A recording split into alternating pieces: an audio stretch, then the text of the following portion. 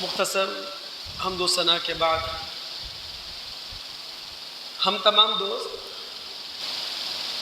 4 عظیم کلمات سبحان اللہ، الحمدللہ، لا الہ الا اللہ، اللہ اکبر، ان کی گہرائی، ان کی وسعت، ان کی روحانی طاقت کو سمجھنے کی کوشش کر رہے ہیں۔ گزشتہ جمعے ہم نے کلمہ سبحان اللہ، کلمہ الحمدللہ اس پر بات کی تھی، تو میں نے آپ سے کہا تھا آج جمعے کی اس نشست میں ہم قرآن کی ان آیات کا مطالعہ کریں گے جہاں تسبیح اور تحمید، سبحانہ کا کلمہ اور حمد کا کلمہ ساتھ آئے ہیں۔ اور یہ بات بھی میں نے آپ کے گوش گزار کی تھی، تسبیح اور تحمید دونوں مل کر اللہ رب العالمین کا جامع تعارف ہمارے سامنے رکھ دیتے ہیں۔ تسبیح اور تحمید اللہ رب العالمین کی کامل توحید کا نام ہے۔ قبل اس کے کہ ہم قرآن میں اتریں اور ان آیات کا مطالعہ کریں جہاں تسبیح اور تحمید ایک ساتھ ہیں،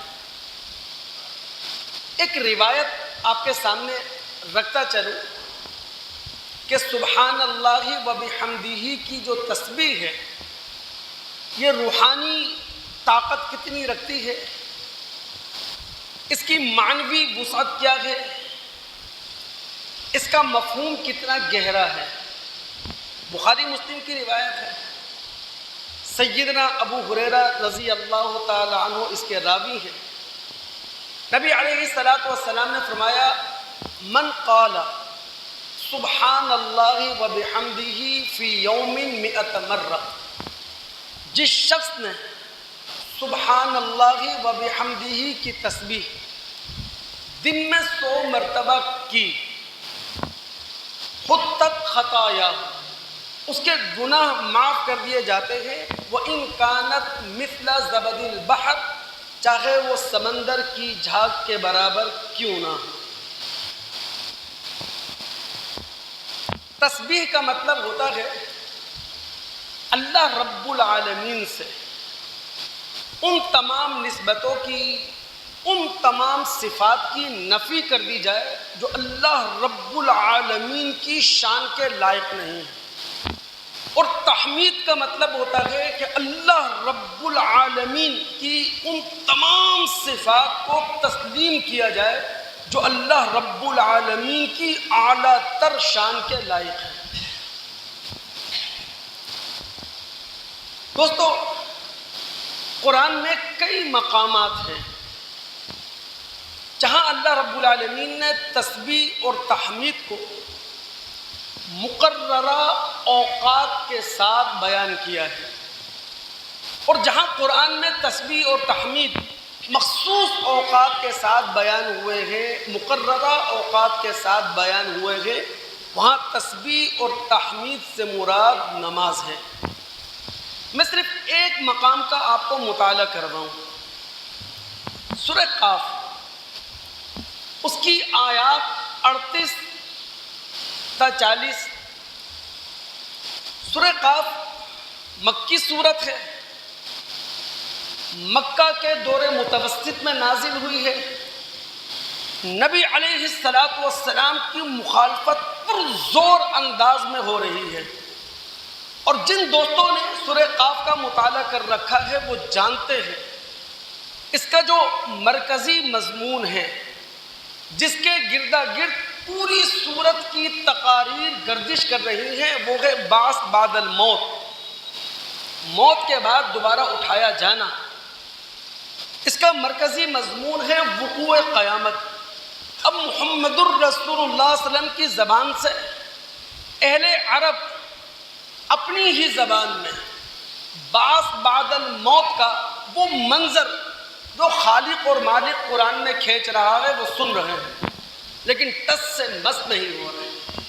یہ وہ موقع ہے کہ اللہ رب العالمین اپنے نبی علیہ السلام کے اطمینان اور تسلی کا سامان کرتے ہیں۔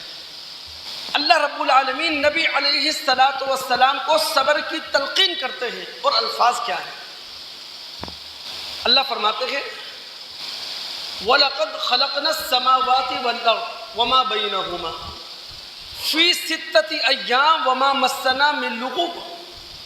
اے محمد صلی اللہ علیہ وسلم، ہم نے آسمان و زمین کو 6 پیریڈ میں پیدا کیا، اور ہم آسمان و زمین کو بنا کر تھک نہیں گئے۔ یعنی آپ جب ان کے سامنے وقوع قیامت کا نقشہ کھینچتے ہیں تو یہ آپ کا مذاق اڑاتے ہیں کہ جناب جب ہم مر کر مٹی ہو چکے ہوں گے، جب ہماری ہڈیوں کا سرما بن چکا ہوگا، نہ صرف ہم، ہمارے آباء و اجداد بھی اٹھائے جائیں گے۔ اصل میں آپ کے سامنے وہ منظر نہیں ہے۔ اگر 1450 سال پہلے کے مکہ میں اتر جائیں، نبی علیہ السلام کی دعوت کا جو استقبال ہو رہا تھا وہ استہزاء کے ساتھ ہو رہا تھا، مذاق اور تماشے کے ساتھ ہو رہا تھا، وہاں اللہ کے نبی علیہ السلام کے دل پر کیا گزرتی ہوگی؟ نبی علیہ السلام کا حوصلہ ٹوٹتا جاتا ہوگا، نبی علیہ السلام ہمت ہارتے جاتے ہوں گے۔ یہ وہ موقع ہے جب اللہ رب العالمین اپنے نبی علیہ السلام کی تسلی کا سامان کرتے ہوئے کہتے ہیں اے محمد صلی اللہ علیہ وسلم، آسمان و زمین کے بنانے والے ہم ہیں، آسمان و زمین کے بنانے نے ہمیں تھکا نہیں دیا۔ یہ کہاں آپ کا مذاق اڑا رہے ہیں؟ ہم کائنات دوبارہ بنائیں گے، نئے سرے سے انہیں دوبارہ وجود بخش دیں گے۔ اور پھر اللہ تعالیٰ نے کیا کہا؟ فَاصْبِرْ عَلَىٰ مَا يَقُولُونَ، رسول جو کچھ یہ کہہ رہے ہیں اس پر صبر کیجئے۔ آگے کیا ہے؟ وَسَبِّحْ بِحَمْدِ رَبِّكَ، اپنے رب کی حمد کے ساتھ اس کی تسبیح کریں، اپنے رب کی حمد کے ساتھ اس کی تسبیح کریں، یعنی نماز پڑھیں۔ یہاں تسبیح اور تحمید اوقات مقررہ کے ساتھ، اوقات مخصوصہ کے ساتھ بیان ہوئی ہیں، اور جہاں بھی قرآن میں اوقات مخصوصہ کے ساتھ تسبیح اور تحمید بیان ہوئے ہیں وہاں اس سے مراد نماز ہے۔ آسان لفظوں میں ہم یوں کہہ سکتے ہیں دوستو، پوری نماز تسبیح اور تحمید سے لبریز اور آراستہ ہے۔ پوری نماز میں یا تو ہم اللہ رب العالمین سے ان تمام صفات کی نفی کر رہے ہیں جو اللہ رب العالمین کی شان کے لائق نہیں ہیں، یا پوری نماز میں اللہ رب العالمین کے لیے ان تمام صفات کو تسلیم کر رہے ہیں جو اللہ کی شان کے لائق ہیں۔ یعنی نماز اللہ اکبر سے لے کر سلام پھیرنے تک اللہ تعالیٰ کا جامع تعارف ہمارے سامنے پیش کر رہی ہے۔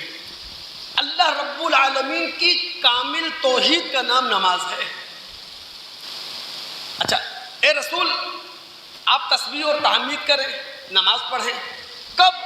قبل طلوع الشمس و قبل الغروب، سورج طلوع ہونے سے پہلے فجر کی نماز، سورج غروب ہو جانے کے بعد مغرب کی نماز، وَمِنَ اللَّيْلِ فَسَبِّحْهُ، اور رات کو بھی اللہ رب العالمین کی تسبیح کریں۔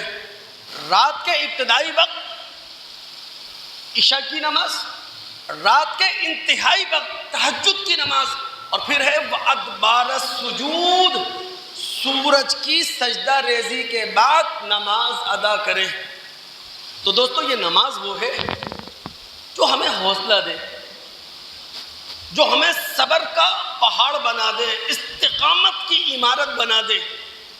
نماز اللہ رب العالمین کی اس یاد کا نام ہے جو دلوں کو اطمینان دے دے، جو ذہنوں کو سکون دے دے۔ اگر دوستوں کی توجہ مجھے حاصل ہے نا، ایک بات کی طرف میں توجہ دے رہا ہوں۔ دیکھیں قرآن میں بھی نمازوں کے اوقات بتائے گئے ہیں، اور نبی علیہ السلام نے اپنی حدیثوں کے اندر بھی نمازوں کے اوقات بتائے ہیں۔ کبھی غور کیجئے گا، شب و روز کے 24 گھنٹے میں نمازوں کے اوقات وہ ہیں جب کائنات کے اندر کوئی نہ کوئی بڑا تغیر واقع ہو رہا ہے، جس کو میں یوں کہا کرتا ہوں اوقات صلاۃ معجزاتی ہیں۔ اب چونکہ یہ معجزہ ہمہ وقت ہمارے سامنے آ رہا ہے، روزانہ تسلسل کے ساتھ ہمارے سامنے آ رہا ہے، تو اس معجزے کی جو حقیقت تھی یا اس معجزے کی جو جاذبیت اور کشش تھی وہ ہم سے کھو گئی۔ اب دیکھیں نا، فجر کی نماز آپ کس وقت ادا کرتے ہیں؟ جب دن نکلنے والا ہوتا ہے، دن نکلنے والا ہوتا ہے آپ فجر کی نماز ادا کرتے ہیں۔ دروق شمس جب دن آدھا ہو رہا ہوتا ہے، سورج ڈھلتا ہے، ظہر کی نماز ادا کرتے ہیں۔ جب دن ختم ہونے لگتا ہے، شام ہونے لگتی ہے، ہمیں معلوم ہوتا ہے کہ جناب اب رات ہونے کو ہے، ہم اپنے کاروبار سمیٹ رہے ہوتے ہیں، اس وقت ہم عصر کی نماز پڑھتے ہیں۔ اور جب سورج غروب ہو جاتا ہے اس وقت ہم مغرب کی نماز پڑھتے ہیں۔ اور یاد رکھیں عشاء کی نماز اس وقت پڑھتے ہیں جب ڈوبتے سورج کی سرخ روشنی، جسے ہم شفق کہتے ہیں، جب افق سے غائب ہو جاتی ہے تب عشاء کی نماز پڑھتے ہیں۔ تو جتنے بھی اوقات صلاۃ ہیں یہ وہ ہیں جب کائنات کے اندر کوئی نہ کوئی بڑا تغیر واقع ہو رہا ہے، لیکن یہ معجزہ روزانہ رونما ہو رہا ہے، اس لیے ہماری نظروں میں کوئی وقت اور حیثیت نہیں رکھتا۔ اب اگر دوستوں کی توجہ مجھے حاصل ہے تو میں بتاؤں کہ آخر میں اوقات صلاۃ کو معجزاتی اوقات کیوں کہہ رہا ہوں۔ ہم سب جانتے ہیں ہماری زمین کی دو گردشیں ہیں، زمین اپنی محور پہ بھی گردش کر رہی ہے اور زمین سورج کے گرد اپنے مدار میں بھی گردش کر رہی ہے۔ زمین سورج کے سامنے اپنے محور پر گردش کر رہی ہے، گھوم رہی ہے۔ اس کی رفتار کتنی ہے؟ 1670 کلومیٹر فی گھنٹہ۔ زمین اپنے محور پر سورج کے سامنے گردش کر رہی ہے 1670 کلومیٹر فی گھنٹہ کی رفتار سے، جس سے دن اور رات بدل رہے ہیں۔ دوستو اگر اس اسپیڈ میں سیکنڈ کے 1000ویں حصے کا بھی فرق آ جائے نا تو دن اور رات کے اوقات بدل کر رہ جائیں، لیکن تاریخ بتاتی ہے دن اپنے وقت پر آتا ہے، رات اپنے وقت پر آتی ہے۔ تو یہ جو دن اور رات کے اوقات ہیں یہ معجزاتی اوقات ہیں اور انہی اوقات پر ہم نماز ادا کرتے ہیں۔ اب اگر کسی حد تک یہ بات سمجھانے میں کامیاب ہوا ہوں تو بات کو میں دوستو آگے بڑھاتا ہوں۔ آپ کو یاد ہوگا میں نے آپ سے کہا تھا کل کائنات اللہ کی تسبیح اور تحمید کرتی ہے۔ کائنات کا ذرہ ذرہ اس کی پیشانی پر داغ بندگی لگا ہوا ہے۔ ہم مطالعہ کرتے ہیں سورہ بنی اسرائیل اس کی آیت نمبر 44 کا، رب العالمین فرماتے ہیں تسبح لہ السماوات السبع والارض ومن فیہن، ساتوں آسمان، ساتوں زمینیں اور ساتوں آسمانوں زمینوں میں جو کچھ ہیں وہ سب اللہ کی تسبیح کر رہے ہیں۔ پھر اللہ نے کیا کہا؟ وَإِن مِّن شَيْءٍ إِلَّا يُسَبِّحُ بِحَمْدِهِ، آسمان و زمین کا کوئی ذرہ ایسا نہیں ہے جو اللہ رب العالمین کی تسبیح نہ کر رہا ہو، اللہ رب العالمین کی تحمید نہ کر رہا ہو۔ اگر دوستوں کی توجہ مجھے حاصل ہے تو میں بات کو تھوڑے گہرے انداز میں بتا سکوں۔ اب کائنات کا ذرہ ذرہ اللہ کی تسبیح اور تحمید کر کے کیا پیغام ہمیں دے رہا ہے، کیا اعلان ہمارے سامنے رکھ رہا ہے؟ کائنات کا ذرہ ذرہ اللہ کی تسبیح کر کے ہمیں یہ پیغام دے رہا ہے کائنات کا بنانے والا ہر قسم کے عیب، ہر قسم کے نقص اور ہر قسم کی کمزوری سے منزہ اور پاک ہے۔ کائنات کا ذرہ ذرہ اللہ کی تحمید کر رہا ہے، وہ ہمیں بتا رہا ہے، ہمیں پیغام دے رہا ہے۔ اللہ رب العالمین جس نے کائنات بنائی ہے، تمام اعلیٰ تر صفات سے متصف ہے، تعریف کا سزاوار وہی ہے، شکر کا حقدار بھی وہی ہے۔ وَلَٰكِن لَّا تَفْقَهُونَ تَسْبِيحَهُمْ، کائنات کا ذرہ ذرہ، کل کائنات آسمان و زمین اللہ کی تسبیح بھی کر رہے ہیں، اللہ کی تحمید بھی کر رہے ہیں۔ یہ الگ بات ہے کہ تم ان کی تسبیح سمجھتے نہیں۔ اب اگر دوستوں کی توجہ مجھے حاصل ہے تو میں چند جمعوں پہلے آپ کو لے کے جاؤں۔ میں نے آپ کو بتایا تھا کہ آسمان و زمین اور کائنات کی تسبیح اور تحمید زبان حال سے ہو وہ ہم سمجھتے ہیں، زبان قال سے ہو ہم نہیں سمجھتے۔ زبان حال یعنی کائنات کا ذرہ ذرہ اسی پروگرام پر عمل پیرا ہے جس پروگرام کے لیے اللہ نے انہیں وجود بخشا ہے۔ کائنات کی ایک ایک چیز وہی ڈیوٹی سر انجام دے رہی ہے جو ڈیوٹی اللہ تعالیٰ نے اسے لگا دی ہے۔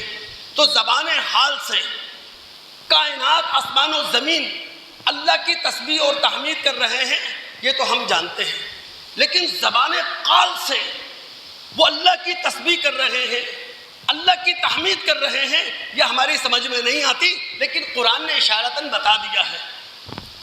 اللہ رب العالمین نے قرآن میں داؤد علیہ السلام کی بادشاہت کو بھی بیان کیا ہے، داؤد علیہ السلام کی درویشی کو بھی بیان کیا ہے۔ اگر ہم مطالعہ کر سکیں سورہ انبیاء اس کی آیت نمبر 79، سورہ سبا اس کی آیت نمبر 10، سورہ صاد اس کی آیات 18 اور 19، ان تینوں مقامات پر اللہ رب العالمین فرماتے ہیں داؤد علیہ السلام جب زبور کا منظوم کلام پڑھا کرتے تھے، جب داؤد علیہ السلام زبور کی منظوم مناجات، الہامی گیت، الہامی نغمے گایا کرتے تھے، تو داؤد علیہ السلام کے ساتھ ان نغموں میں، ان گیتوں میں پہاڑ بھی شریک ہو جاتے تھے، پرندے بھی شریک ہو جاتے تھے۔ یاد رکھیں دوستو، داؤد علیہ السلام کی جو مناجات زبور میں ہے نا، وہ منظوم کلام ہے، وہ شاعرانہ کلام ہے، وہ نثری کلام نہیں ہے۔ آج جو کچھ ہمارے پاس موجود ہے وہ ترجمہ ہے، لیکن اس ترجمے کے اندر بھی اتنی جان ہے، اگر آپ اس امید پر پڑھیں کہ اس میں اللہ کا کلام بھی موجود ہے تو اتنا پر اثر ہے، آپ کا سینے سے آپ کا دل باہر آنے لگے گا۔ داؤد علیہ السلام کو اللہ رب العالمین نے لحن دے رکھا تھا، لحن داؤدی کہا جاتا ہے۔ داؤد علیہ السلام کی آواز کے اندر سوز و درد تھا۔ اب جب داؤد علیہ السلام لحن داؤدی کے اندر، لاہوتی لحن کے اندر، اپنے پرسوز انداز کے اندر زبور کا کلام پڑھتے تھے، زبور کے الہامی گیت گایا کرتے تھے، شجر حجر، چرند اور پرند ان کے ساتھ شریک ہو جاتے تھے۔ خود اللہ نے کہا وَكُنَّا فَاعِلِينَ، ایسا کرنے والے ہم تھے۔ اللہ نے کہا یا جبال اوبی مَعَهُ وَالطَّيْرِ، ہم نے پابند کیا، ہم نے حکم دیا پہاڑوں کو، ہم نے پابند کیا، حکم دیا پرندوں کو کہ داؤد علیہ السلام کی آواز میں اپنی آواز ملاؤ، داؤد علیہ السلام کے سر میں اپنا سر ملاؤ۔ داؤد علیہ السلام اگر مناجات کے گیت گا رہے ہیں تم ان کے ہم نوا بن جاؤ۔ تو کائنات کا ذرہ ذرہ اللہ رب العالمین کی تسبیح اور تحمید زبان حال سے بھی کر رہا ہے، زبان قال سے بھی کر رہا ہے۔ اور دوستو، بخاری اور مسلم کی ایک روایت اگر آپ کے سامنے رکھ سکوں، ابو ہریرہ رضی اللہ تعالیٰ عنہ اس کے راوی ہیں، نبی علیہ السلام نے فرمایا من قال حین یصبح وحین یمسی، جس نے صبح شام یہ کلمہ کہا سبحان اللہ و بحمدہ، کل قیامت کے دن آئے گا سب سے بھاری عمل لے کر آئے گا سوائے اس شخص کے جو یہی کلمہ پڑھنے والا ہو۔ تو یہ کلمہ عظیم، یہ کلمہ روحانی طاقت رکھتا ہے، معنوی وسعت رکھتا ہے، اپنے اندر معنوی گہرائی رکھتا ہے۔ اسی لیے میں بار بار اپنے دوستوں کی توجہ دلاتا ہوں، ان کلمات کو جو دہرائیں وہ صرف زبانی نہیں، دل سے دہرانے کی کوشش کریں، یہاں سے نکالنے کی کوشش کریں۔ اب اگر دوستوں کی توجہ مجھے حاصل ہے، ایک بات کی طرف توجہ دے رہا ہوں، بات پتہ کی ہے، اللہ تعالی ہم سب کو سمجھ بھی دے، عمل کی توفیق بھی اللہ تعالیٰ دے۔ دوستو ہمارا معاشرہ جو ہے نا، پاکستانی معاشرے کی بات کر رہا ہوں، میں کئی مرتبہ توجہ دلا چکا ہوں، جتنی بھی مذہبی افراتفری پاکستان میں پائی جاتی ہے، جتنی بھی سیاسی ہنگامہ آرائی پاکستان میں پائی جاتی ہے، پری پلان ہے۔ یعنی پاکستان بننے کے بعد بعض ان لوگوں نے جو انگریزوں کے ایجنٹ تھے، اپنے نقشے کے مطابق ہم پاکستانیوں کو ڈیوائیڈ کیا، ہم پاکستانیوں کو باہم دستوں لڑنے والا بنا دیا۔ اب ہم ایک دوسرے سے لڑ رہے ہیں۔ ہماری بدنصیبی یہ ہے، پاکستان یہاں مسلکی تعصب بھی ہے، پاکستان کے اندر فرقہ وارانہ تصادم بھی ہے، پھر یہاں معذرت کے ساتھ داعی اور مبلغ کی زبان بہت سخت ہے، اس کا لب و لہجہ وہ اپنے اندر بے پرواہی رکھتا ہے، اس کے الفاظ نپے تلے نہیں ہیں۔ اب اللہ رب العالمین کا قرآن کیا کہہ رہا ہے نا، دیکھیں ہم مطالعہ کریں گے سورہ فرقان کی آیات 56، 57، 58۔ ہم سب مسلمان ہیں دوست، ہوش کے ناخن لے کر بیٹھے ہیں، اور ان 3 آیات کا جو مطالعہ کریں وہ درد مندی کے ساتھ کریں، اپنے خالق سے سیکھنے کی کوشش کریں، اپنے مالک سے سیکھنے کی کوشش کریں۔ قرآن میں متکلم اللہ رب العالمین ہے، فرسٹ پرسن اللہ رب العالمین ہے، گفتگو کرنے والا اللہ رب العالمین ہے، اور ہم انسانوں سے، ہم مسلمانوں سے اللہ رب العالمین گفتگو کر رہا ہے۔ تو اس لیے میں کہہ رہا ہوں، بڑے درد مندانہ انداز میں، مومنانہ انداز میں ان 3 آیات کا ہم مطالعہ کرتے ہیں۔ کیوں؟ اس لیے کہ ہم دیکھتے ہیں پاکستان کے اندر دعوتی میدان میں بہت بھوچال آیا ہوا ہے، جہاں مبلغ اور داعی اس کی زبان میں ٹھہراؤ نہیں ہے، اس کی زبان اپنی مخالف کے لیے بہت زیادہ بے لگام ہے۔ حالانکہ یہ دعوتی طریقہ قرآن کے بھی خلاف ہے، انبیاء علیہم السلام کے اسوے کے بھی خلاف ہے۔ ایک داعی، ایک مبلغ جب میدان دعوت میں اترتا ہے، وہ تسبیح اور تحمید کا سہارا لیتا ہے، یعنی اس کی زبان پر ہوتا ہے سبحان اللہ، اس کی زبان پر ہوتا ہے الحمدللہ، اور داعی اور مبلغ کی زندگی کے اندر سبحان اللہ اور الحمدللہ کی تسبیح اس کا اثر نظر آتا ہے، اس کی علامت نظر آتی ہے۔ اب مطالعہ کریں آپ سورہ فرقان، یہ مکی سورت ہے، مکہ کے دور متوسط میں نازل ہونے والی سورت ہے۔ اس سورت کا جو مرکزی مضمون ہے وہ ہے دعوت رسول، قرآن پر اٹھائے جانے والے اعتراضات کے جواب دیے گئے ہیں اس سورت کے اندر۔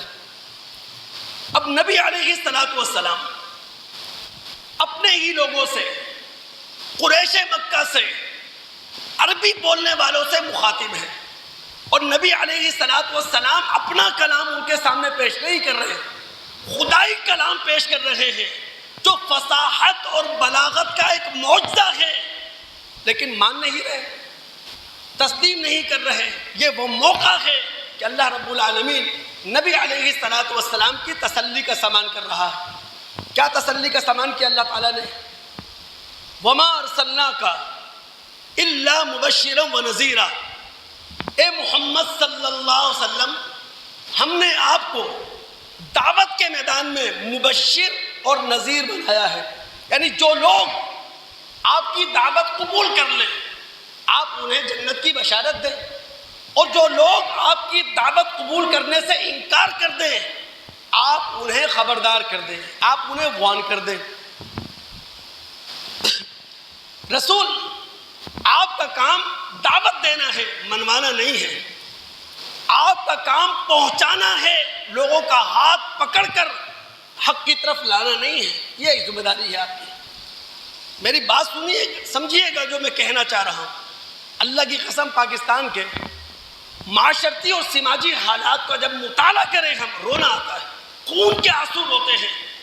وہ ملک جو لا الہ الا اللہ کی بنیاد پر بنا، جہاں رہنے والے 98% لوگ مسلمان ہیں، کلمہ پڑھنے والے ہیں، ہر دیوار دوسری دیوار سے ملی ہوئی مسلمان ہے، ایک دکان دوسری دکان سے ملی ہوئی مسلمان ہے، ساتھ بیٹھنے والے لوگ، سلام دعا کرنے والے لوگ مسلمان ہیں، لیکن معاشرت اتنی ٹوٹ پھوٹ کا شکار۔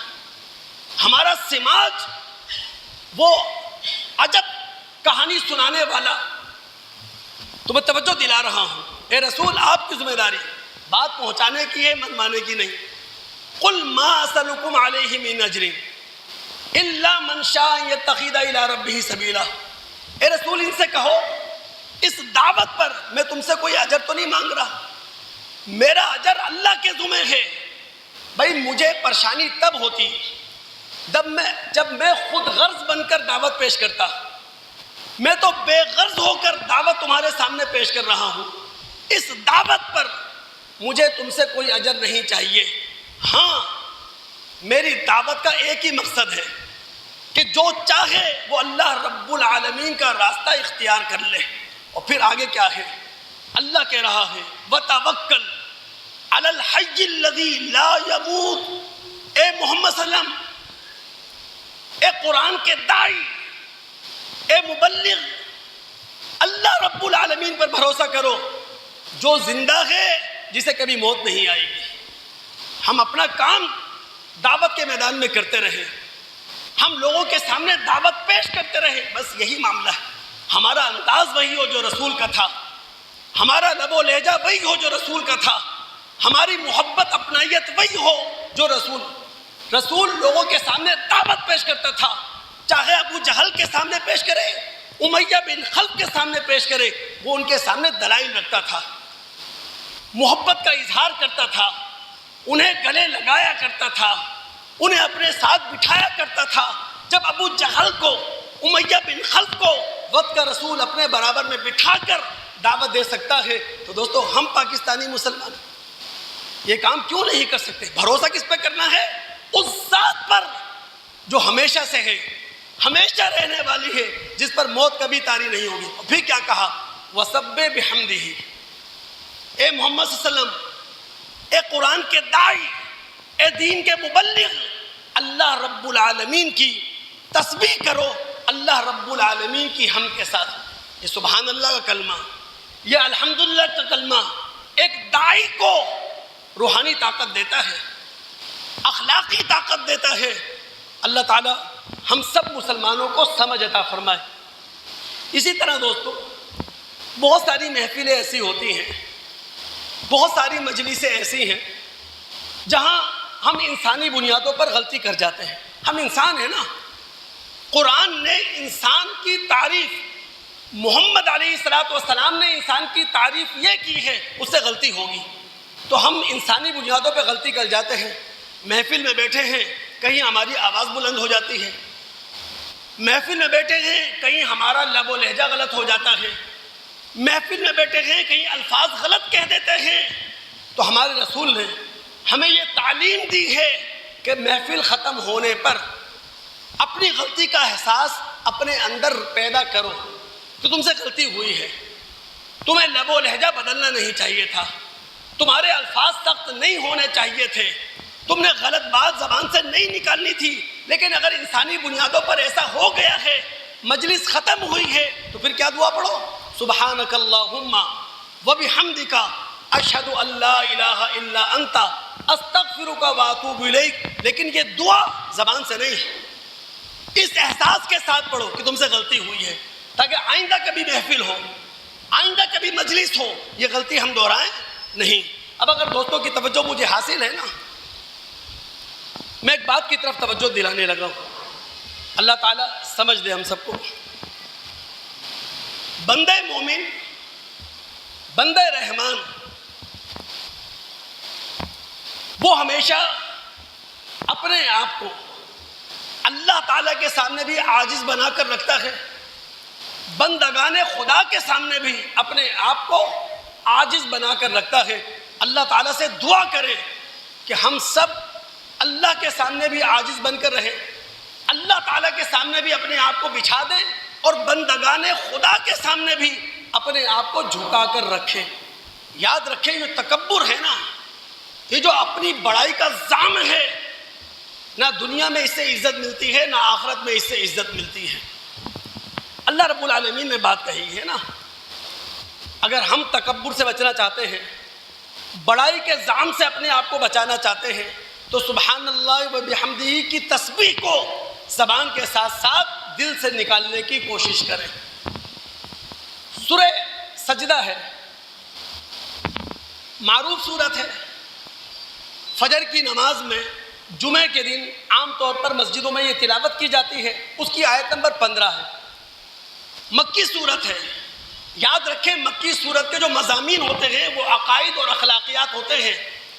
نبی علیہ الصلوۃ والسلام عقائد بھی پیش کر رہے ہیں، اخلاقیات بھی پیش کر رہے ہیں، لیکن وہ طبقہ جنہیں اپنی بڑائی کا زعم ہے، وہ طبقہ جو کھاتا پیتا ہے، وہ طبقہ جو اہل ثروت ہے، جس کے پاس مال و دولت ہے، جو پیسے سے نہائے ہوئے ہے، وہ نبی علیہ الصلوۃ والسلام کی دعوت کو حقیر سمجھ رہا ہے۔ یعنی خدا کی دعوت کے مقابلے میں اپنی بڑائی کا اظہار۔ تو وہاں نبی علیہ الصلوۃ والسلام کو اللہ تعالیٰ نے یہ تسلی دی، اے محمد صلی اللہ علیہ وسلم، آپ کی دعوت کو وہ لوگ تسلیم نہیں کریں گے کہ جو دنیا کے اندر زمین پر چلتے ہوئے خدائی کے دعوے دار ہیں، یا زمین پہ چلتے ہوئے اپنے آپ کو فرعون بنا چکے ہیں، وہ آپ کی دعوت قبول نہیں کریں گے، نہ وہ قرآن سنیں گے، نہ قرآن کو تسلیم کریں گے۔ آپ کی دعوت کی طرف تو وہ طبقہ متوجہ ہوگا جس کے اندر خشیت ہے، جس کے اندر انابت ہے۔ جب آپ اللہ کا ذکر ان کے سامنے رکھیں گے، جب آپ انہیں دوسری زندگی کا تصور دلائیں گے، یہ وہ لوگ ہیں جو نہ صرف آپ کی دعوت کو قبول کریں گے بلکہ خدا کے سامنے سجدہ ریز ہو جائیں گے، اللہ کی تسبیح بھی کریں گے، اللہ کی تحمید بھی کریں گے، چونکہ ان کے دلوں میں بڑائی نہیں ہے۔ اب قرآن کے الفاظ سنیے گا، انما یؤمن بآیاتنا الذین اذا ذکروا بها خروا سجدا وسبحوا بحمد ربهم وهم لا يستكبرون۔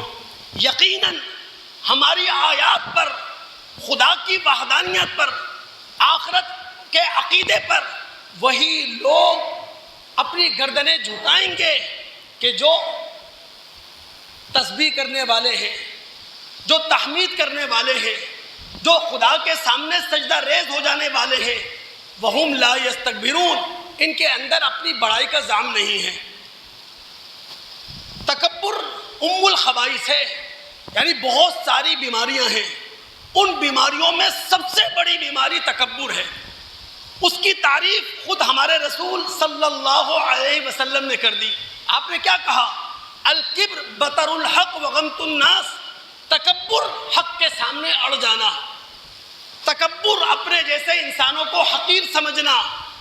اچھا، جن لوگوں کے اندر تکبر ہوتا ہے نا، وہ اپنی خواہشات اور اپنی رائے کے مقابلے میں واضح سے واضح حق کو بھی تسلیم نہیں کرتے، واضح سے واضح حق کو بھی جھٹلا دیں گے۔ پاکستان کے اندر آپ دیکھ لیں، یہ تکبر ہی تو ہے۔ 79 سال پاکستان کو ہونے جا رہے ہیں اور یہاں صوبوں کی لڑائی لڑی جا رہی ہے، یہاں انتظامی یونٹوں کی تقسیم کی بات ہو رہی ہے۔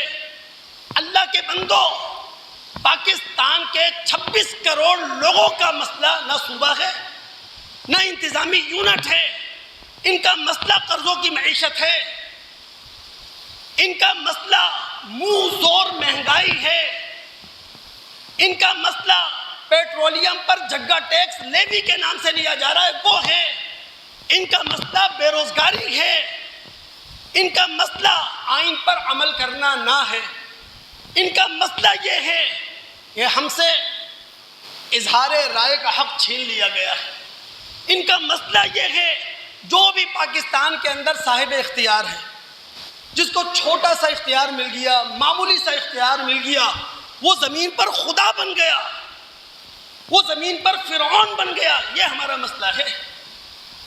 انتظامی یونٹ ہمارا مسئلہ نہیں ہے، صوبہ ہمارا مسئلہ نہیں ہے، اور یہ وجہ کیا ہے؟ قرآن سے دوری ہے، قرآن سے لا تعلقی ہے۔ اللہ تعالیٰ سمجھ دے، سوچ دے۔ آخری بات کہنے لگا ہوں آج جمعے میں نا،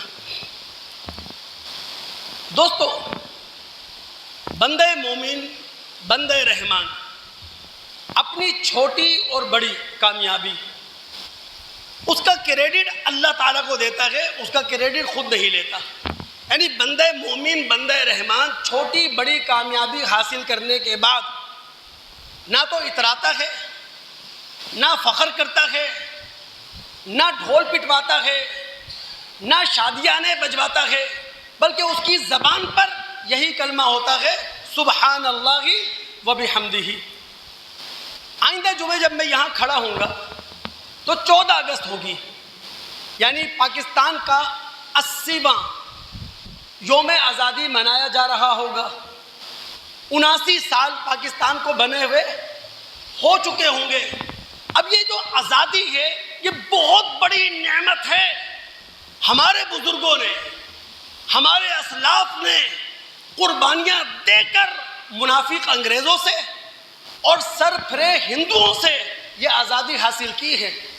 انہوں نے نعرے نہیں لگائے، انہوں نے جد و جہد کی ہے، وہ میدان میں اترے ہیں، انہوں نے ڈائلاگ کیے ہیں، انہوں نے اپنا جان مال لٹایا ہے، اس کے بعد جا کر یہ آزادی ہمیں ملی ہے۔